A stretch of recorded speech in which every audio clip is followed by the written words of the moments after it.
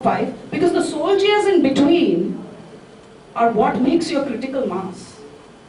And the point is, while those top 5 are very good at self-study and and they're brighter and more motivated and stuff like that, as organizations we can never survive without the soldiers following us, which is the average, the above average people who take slightly longer to get there, but they are the lambe race ka ghoda. Okay? It is important for training to happen. Okay? But I do think, again, from that spreadsheet point, I don't know how many HR people who work in technology firms are technologists themselves. Therefore, I don't know whether they are in with the times as far as that is concerned. Training to me, extremely important. Self-study, extremely important. Whether HR gives you training or not, you have to do self-study. There is absolutely no two ways about it. But I think as a minimum requirement, HR has to be capable to define a training path, to define a training calendar, to define the knowledge gap that actually exists in the organization on a continuous basis, because that's the only way you can actually remain relevant to the organization. Thank you, really nice to listen to you on this. Right. So, considering the bell curve, I would like to ask a question about performance management. So, we would start with Weber, of course, because he and HR. So, not about practice, but what are the challenges you face for performance management? So, bell curve, we were the first organization to go away the bell curve. Right?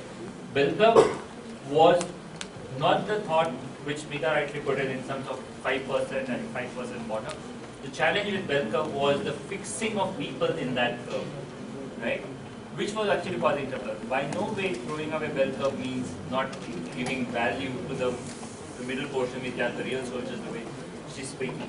The challenge with performance management system is most of the times it is, and that's again thanks to technology, is become more transactional, which shouldn't be the case, right? Performance management typically happens at the end of the year or half yearly, which shouldn't be the case.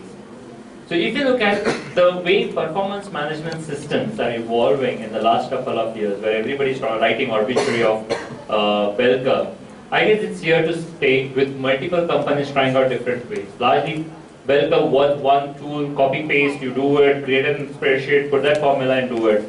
But the things are moving into a different domain altogether. So for example, at Future Group, the way we have changed the philosophy is we have something called 3P philosophy, 3P philosophy.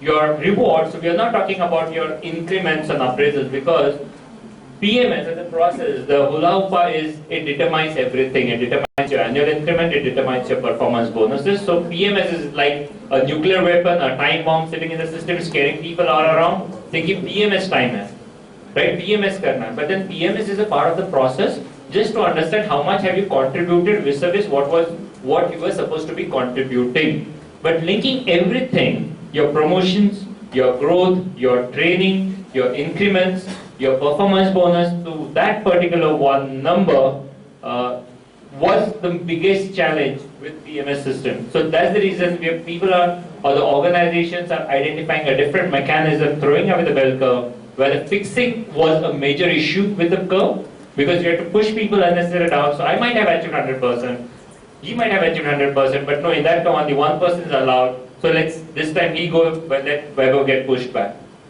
Now what happens is, I can't perform well, why have you pushed me back? Now you are leaving, while you're talking about engagement and happiness and mood, just with one change of fixing him in that curve, you've got me completely disappointed and disengaged, because you've linked everything about me to that one particular score. Right? That's the reason PMS had its own challenges, where most of the organizations are changing it. Most of the technology companies are moving into a quarterly project review appraisal process. We have moved into a 3-pay process where we are saying your annual increments are linked only to your potential and profile, right? And adjusting the inflation. Your performance bonus needs to be linked back to performance. So you perform, you take the bonus.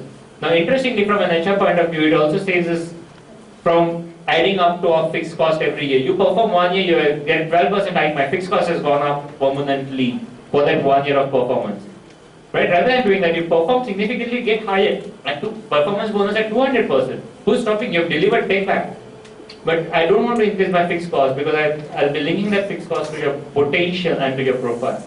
So Is that going to stay? I don't know, because we're trying. We have changed it over 2 years.